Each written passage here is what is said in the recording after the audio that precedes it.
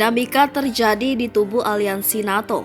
Hal ini terjadi setelah Kanselir Jerman Olaf Scholz, yang merupakan anggota NATO, menghubungi Presiden Rusia Vladimir Putin saat hubungan kedua pihak sedang memanas akibat perang Ukraina.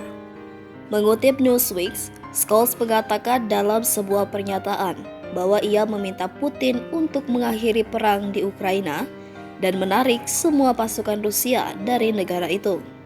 Menurutnya, manuver Moskow saat ini tidak mengarahkan menuju perdamaian abadi antara kedua negara.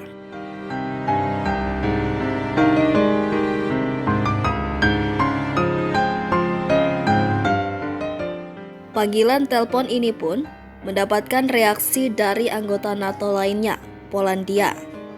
Perdana Menteri Polandia, Donald Tusk, mengatakan dalam sebuah postingan di X bahwa manuver Scholz adalah sesuatu yang sia-sia.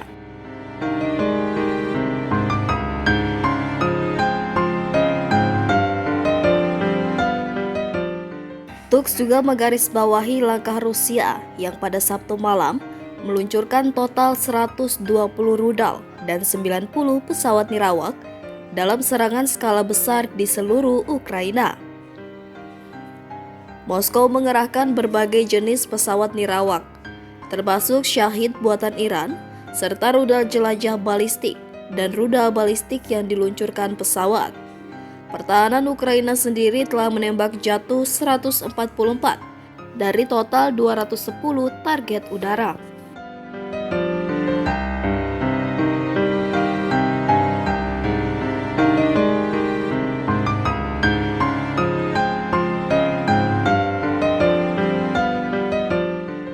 Menteri Luar Negeri Lithuania, Gabrielius Landsbergis, juga menyuarakan hal serupa. Menurutnya, sejarah terus memberitahu kita bahwa perdamaian sejati hanya dapat dicapai melalui kekuatan.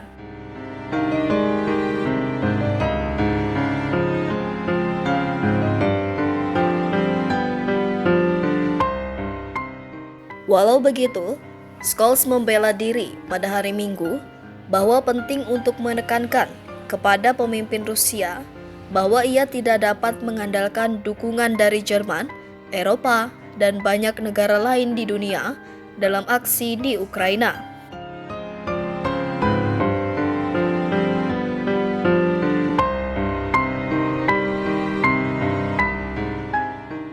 Di sisi lain, Kremlin mengatakan dalam pernyataan panggilan tersebut bahwa setiap perjanjian di masa mendatang harus mempertimbangkan realitas teritorial baru.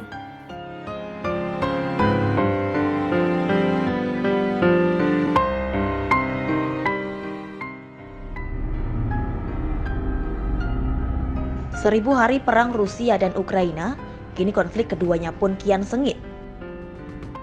Di tengah campur tangan Amerika Serikat yang izinkan Ukraina pakai rudalnya, infrastruktur energi dan fasilitas militer Kiev dilaporkan jadi sasaran serangan Rusia pada Senin 18 November 2024. Kementerian Pertahanan Rusia membenarkan laporan atas serangan tersebut. Buletin yang dirilis Kemenhan Rusia juga melaporkan selama 24 jam terakhir, militer Moskwa telah menyerang pusat berkumpulnya pasukan Kiev dan gudang senjata di 135 lokasi.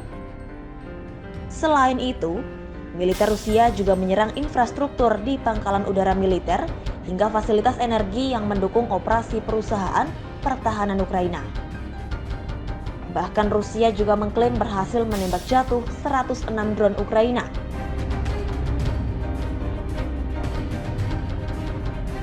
Serangan masif terus dilakukan pasukan Rusia untuk menekan pasukan Zelensky di wilayah Kursk. Pada hari yang sama, Kiev mengklaim Rusia telah menyerang kota Odessa dengan rudal. Akibat serangan mematikan itu, otoritas di kota tersebut melaporkan sedikitnya 10 orang tewas dan puluhan orang terluka. Sejauh ini, perang Rusia-Ukraina masih terus berlanjut di 87 garis depan. Terbaru perang keduanya sangat sengit di wilayah Kurakov dan Pokrovsk. Sementara itu pihak Kiev mengaku Ukraina masih berkuasa di wilayah Rusia yakni Kursk.